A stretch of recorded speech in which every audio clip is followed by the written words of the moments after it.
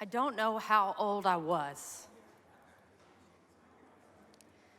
but I remember sitting on my parents' bed at the edge of it, and I was looking up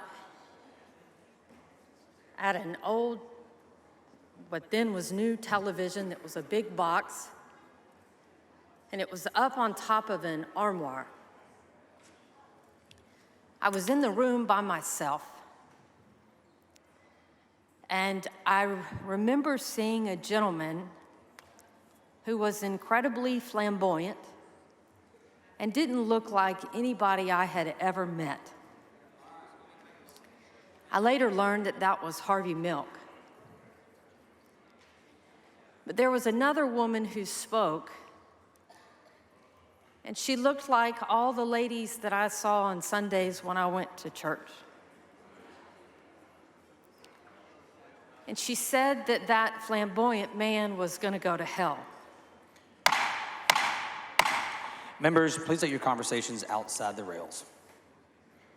She said that she was there to save children. And I took it that she was talking to me. She said that women who liked other women would go to hell, that they were a danger to society, and I knew I was one of them.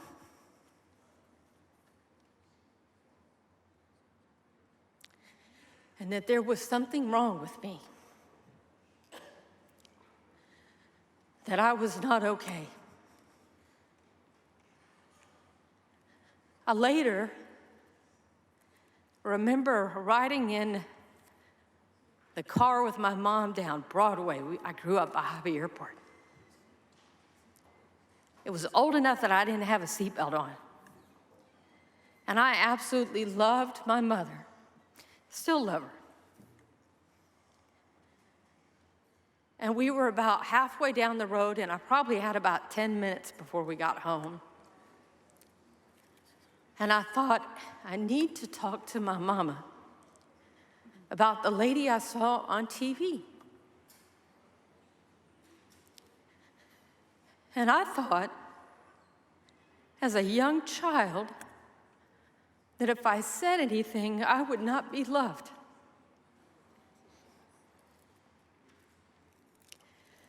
That was the moment I went in the closet. And I have talked to many of you on the other side of the aisle. And I will say this, I've been here for a short period of time, but I genuinely do love many of you, and I know that you love me back. And I know that we disagree on policy. But you have said kids don't know. And I'm telling you, I knew. Kids know. It took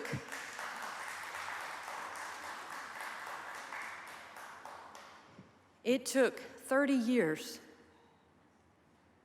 and a cancer diagnosis and believing that I was about to lose the life I had and realizing I had never really known love, even of myself. The closet includes a lot of dark corners. And so I am the one this morning in a committee that asked the mother of David, who had committed suicide, if she would ever want us as a body to do anything that would cause a child to harm themselves. I am the one that asked. And if I offended anybody on that committee or anybody watching, I apologize. And I think that you will sense potentially throughout this day that my colleagues that have suffered the same closet, the same feeling of harm and hate, and that we do not belong in this world, much less our own body, that we will probably be incredibly raw and rough today. We say that to say, I promise you, having this conversation, much less this legislation, will cause harm to our transgender children. I grew up in the 70s. And when I run into folks, even those that are wearing pink, that say, I am here to protect girls' sports, and they say, you don't remember me. And I say, yes, I do. You're so-and-so's daughter. We grew up at the same time.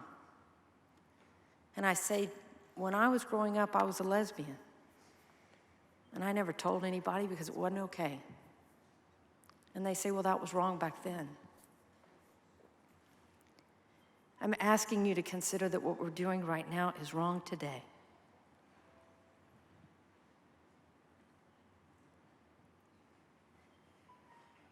And you can stop it. If you vote for this amendment, we can all stop it right now. And so I'm asking you, on behalf of the little ants who are watching, you are loved. You are like the sunrise and sunset. You are brilliant and different from day and night, as one of our ministers said, and we just don't understand or know you yet. But you are loved.